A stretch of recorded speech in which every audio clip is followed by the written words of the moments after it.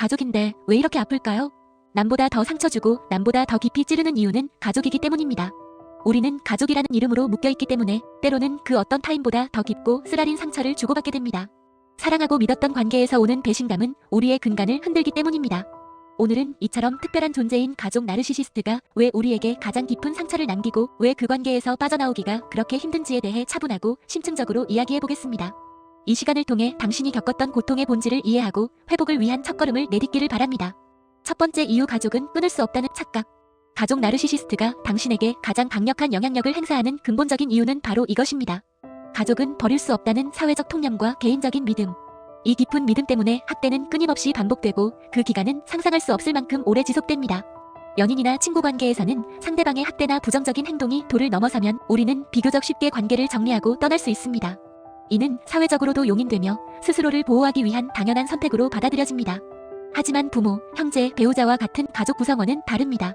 이들과의 관계 단절은 엄청난 심리적 장벽에 부딪히게 됩니다. 우리는 가족은 천륜이다, 피는 물보다 진하다와 같은 말들을 통해 가족 관계의 절대성을 끊임없이 주입받습니다. 이러한 사회적 메시지는 나르시시스트적 가족 구성원에게는 더할 나위 없는 방패막이가 됩니다. 그들은 당신이 이러한 사회적 통념과 뿌리 깊은 유대감 때문에 자신들을 떠나지 못할 것이라는 점을 정확히 꿰뚫어보고 있습니다. 그들은 당신의 이러한 심리적 취약점을 교묘하게 이용하여 자신들의 학대를 정당화하고 당신을 관계에 묶어두는 강력한 무기로 삼습니다. 가족이라는 이름표 뒤에 숨어 자신들의 비합리적이고 파괴적인 행동을 지속할 수 있는 면죄부를 얻는 것이지요. 당신이 가족이라는 틀에서 벗어나지 못할 것이라는 그들의 확신은 그들에게 끊임없이 학대를 자행할 수 있는 권력을 부여하며 피해자는 더욱 깊은 절망 속으로 빠져들게 됩니다. 이는 단순히 개인적인 문제라기보다는 가족주의가 강한 사회, 문화적 배경이 복합적으로 작용하여 발생하는 비극입니다. 두 번째 이유, 사랑이 아니라 소유. 정상적인 가족관계는 구성원 각자를 독립된 인격체로 존중하며 서로의 성장과 행복을 지지합니다. 하지만 가족 나르시시스트에게 당신은 존중의 대상이 아니라 그들의 욕구를 충족시키는 소유물에 불과합니다. 그들은 당신을 그들 자신의 확장된 자아, 즉 자신을 비추는 거울로 여기며 당신의 존재 목적을 오직 자신들의 필요에 맞추려 합니다. 내 인생은 내 것이다. 내 감정은 중요하지 않다. 내 말대로 해야 내가 잘 될 수 있다. 이처럼 그들이 당신에게 던지는 메시지에는 당신의 개별성을 인정하지 않겠다는 강력한 통제 의지가 담겨 있습니다. 이 불균형한 구조 안에서는 당신의 어떠한 선택이나 결정도 진정으로 존중받지 못합니다. 당신의 꿈, 당신의 가치관, 당신의 취미, 심지어 당신이 느끼는 감정까지도 그들의 기준에 의해 평가되고 재단됩니다.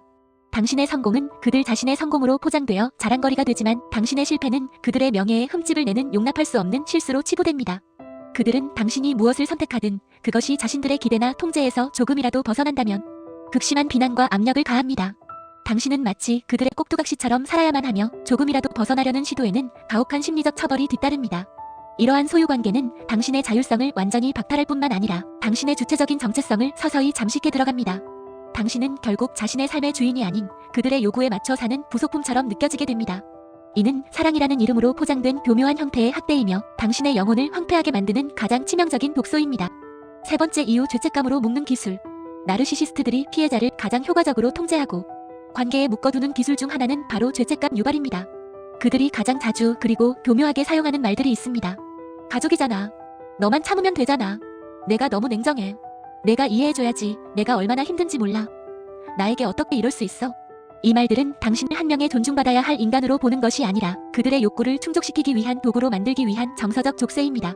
가족이잖아라는 말은 당신에게 가족으로서의 무한한 의무와 희생을 강요하며 그들의 비정상적인 행동을 무조건적으로 용인하도록 만듭니다. 이 말을 듣는 순간 당신은 마치 큰 잘못이라도 저지른 것 같은 기분이 들고 그들의 요구를 거절하는 것이 가족에 대한 배신 행위처럼 느껴집니다.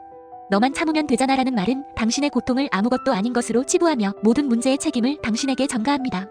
당신의 감정이나 불편함은 전혀 고려되지 않고 오직 그들의 편의와 만족을 위해 당신의 희생을 강요하는 것입니다. 내가 너무 냉정해 또는 이기적이야와 같은 비난은 당신이 합리적으로 자신의 경계를 설정하거나 그들의 부당한 요구에 거절 의사를 표현했을 때 주로 사용됩니다. 이 말은 당신의 옳고 그름에 대한 판단력을 흐리게 하고 자신을 방어하는 행위조차도 잘못된 것으로 여기게 만듭니다. 나아가 나에게 어떻게 이럴 수 있어? 와 같은 말은 당신의 행동으로 인해 자신이 피해를 입었다는 듯이 연기하여 당신으로 하여금 자신을 돌아보게 만들고 죄책감을 심어줍니다.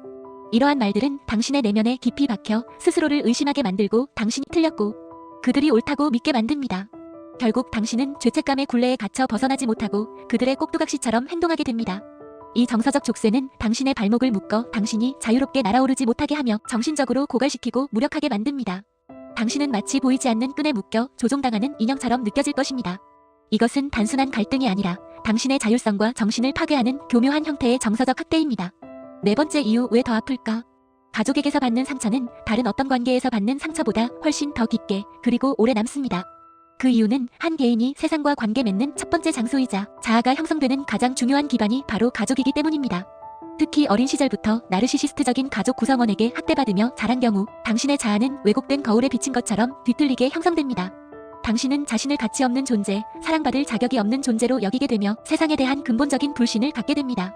나르시시스트의 비난과 폄하, 그리고 가스라이팅은 단순히 당신의 행동이나 능력에 대한 공격이 아닙니다. 그것은 당신의 존재 자체를 부정하는 것입니다. 너는 항상 문제야. 너는 쓸모없어. 내 때문에 다 망쳤어. 너는 태어나지 말았어야 했어와 같은 잔인한 말들은 당신의 핵심적인 자아를 파고들어 정체성에 회복 불가능해 보이는 깊은 상처를 남깁니다. 이러한 상처는 다른 어떤 관계에서 받는 상처보다 치유하기 어렵습니다. 왜냐하면 당신이 누구인지를 정의하는 바로 그 관계, 당신의 가장 내밀한 자아가 형성되던 시기에 발생했기 때문입니다. 당신의 내면 깊숙이 뿌리내린 이 상처는 성인이 되어서도 당신의 모든 관계와 선택에 부정적인 영향을 미치며 자존감과 자기 가치를 심각하게 훼손합니다.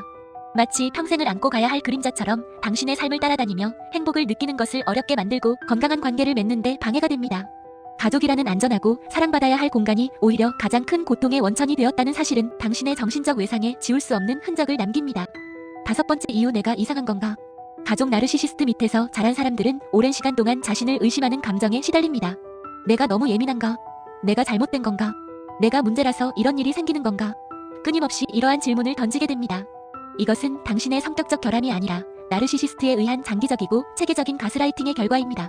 나르시시스트는 자신의 행동을 합리화하고 책임을 회피하기 위해 가스라이팅이라는 교묘한 심리적 조작을 사용합니다. 그들은 당신의 기억을 부정하고 당신의 감정을 과장된 것으로 치부하며 당신의 현실 인식을 의도적으로 왜곡시킵니다. 내가 언제 그랬어? 내가 잘못 기억하고 있는 거야. 너는 너무 감정적이야. 남들은 다 괜찮은데 너만 왜 그래? 내가 괜히 상황을 키우는 거야. 와 같은 말들을 반복적으로 듣게 되면 당신은 점차 자신의 판단과 감각을 믿지 못하게 됩니다. 자신이 경험한 현실이 과연 사실인지, 자신의 감정이 정당한 것인지에 대해 혼란스러움을 느끼게 됩니다. 결국 당신은 자신의 경험과 현실이 아니라 나르시시스트가 제시하는 왜곡된 현실과 해석을 받아들이게 됩니다. 이러한 장기적인 가스라이팅은 당신의 정신 건강을 심각하게 해치며 불안, 우울증, 자존감 저하, 그리고 심한 경우 현실감을 상실하는 결과로 이어집니다. 당신은 항상 자신이 뭔가 잘못하고 있는 것은 아닌지, 자신이 비정상적인 것은 아닌지, 자신이 모든 문제의 원인인 것은 아닌지 스스로를 의심하게 됩니다. 이것은 당신의 성격적 결함이나 타고난 연약함이 아니라 타인에 의해 정교하게 조작된 심리적 외상이며 당신의 정신을 서서히 파괴하는 보이지 않는 폭력입니다. 이 가스라이팅의 굴레에서 벗어나기 위해서는 먼저 당신이 이상한 것이 아니라 당신이 겪는 상황이 비정상적임을 인지하는 것이 중요합니다. 여섯 번째 이유, 왜 떠나는 게 이렇게 어려울까? 가족 나르시시스트와의 관계를 떠나는 것은 단순히 물리적인 거리를 두는 것 이상의 복합적인 의미를 가집니다. 그것은 단지 사람을 버리는 것이 아니라 오랜 시간 나르시시스트의 영향 아래 왜곡되고 억압되었던 자기 정체성을 다시 만드는 뼈아픈 과정입니다. 그렇기에 이 과정은 엄청난 두려움과 불안을 동반합니다. 오랜 시간 나르시시스트의 통제와 비난 속에서 형성된 당신의 정체성은 그들과 너무나 깊이 얽혀 있습니다. 마치 거미줄처럼 복잡하게 얽혀있는 이 관계를 끊어내는 것은 과거의 당신을 버리고 완전히 새로운 당신을 찾아가는 고통스러운 여정입니다. 당신은 지금까지 살아온 방식과 신념, 심지어 당신의 가치관까지도 재정립해야 할지도 모릅니다. 이러한 근본적인 변화는 엄청난 두려움과 불안을 동반합니다. 미지의 세계로 나아가는 것에 대한 공포, 관계 단절 후 주변 사람들의 시선과 비난에 대한 부담감, 그리고 어쩌면 이 모든 노력이 실패로 돌아갈지도 모른다는 좌절감까지 당신을 짓누를 수 있습니다. 특히 나르시시스트들이 당신에게 심어놓은 너는 혼자서는 아무것도 할 수 없어, 나 없이는 안 돼와 같은 메시지들은 당신의 자립심을 훼손하고 떠나는 것에 대한 두려움을 극대화합니다. 하지만 기억하십시오. 만약 당신이 이 관계에 계속 남아있다면 당신은 계속해서 조금씩 그리고 서서히 당신 자신을 잃어갈 것입니다. 당신의 목소리, 당신의 꿈, 당신의 가치관, 당신의 행복은 그들의 그늘 아래에서 점차 희미해지고 결국 완전히 사라질 것입니다. 당신의 진정한 자아는 질식당하고 당신의 삶은 그들의 욕구를 위한 도구로 전락할 것입니다. 그러므로 이 관계를 떠나는 것은 당신을 지키는 유일한 방법이자 당신이 다시 온전한 한 사람으로 살아갈 수 있는 기회를 제공하는 것입니다.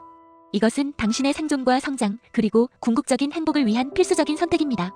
당신의 용기 있는 결단은 새로운 삶의 시작이 될 것입니다. 일곱 번째 이유, 당신은 나쁜 사람이 아닙니다. 나르시시스트적 가족 구성원과의 관계에서 자신의 경계를 설정하고 그들에게서 벗어나려는 시도는 당신에게 엄청난 죄책감과 함께 내가 나쁜 사람인가? 라는 의문을 끊임없이 던지게 합니다. 나르시시스트들은 당신이 경계를 세우려고 할 때마다 당신을 이기적이고 냉정하며 가족을 버리는 패륜적인 사람으로 몰아갈 것입니다. 내가 너를 위해 얼마나 희생했는데 이럴 수 있어? 너는 가족도 아니야. 너는 절대 행복해질 수 없을 거야. 와 같은 극단적인 비난과 저주를 퍼부을 수도 있습니다. 하지만 당신은 분명히 알아야 합니다. 건강한 관계는 서로의 경계를 존중하는 것에서 시작됩니다. 당신이 경계를 세우는 것은 당신 자신을 보호하고 더 이상 학대당하지 않겠다는 당신의 강력한 의지의 표현입니다. 이것은 배신이 아니라 자신을 사랑하고 존중하는 행위이며 정신 건강을 지키기 위한 필수적인 조치입니다. 당신의 행복과 평화를 위해 필요한 일입니다. 당신은 더 이상 그들의 희생양이 되어서는 안 됩니다. 당신은 소중하며 존중받을 가치가 있는 사람입니다. 자신의 한계를 설정하고 그들의 감정적인 조작에 휘둘리지 않는 것은 당신의 당연한 권리이자 스스로에 대한 의무입니다. 당신의 선택이 당신을 나쁜 사람으로 만들지 않습니다. 오히려 당신을 더 강하고 온전한 사람으로 만들 것입니다.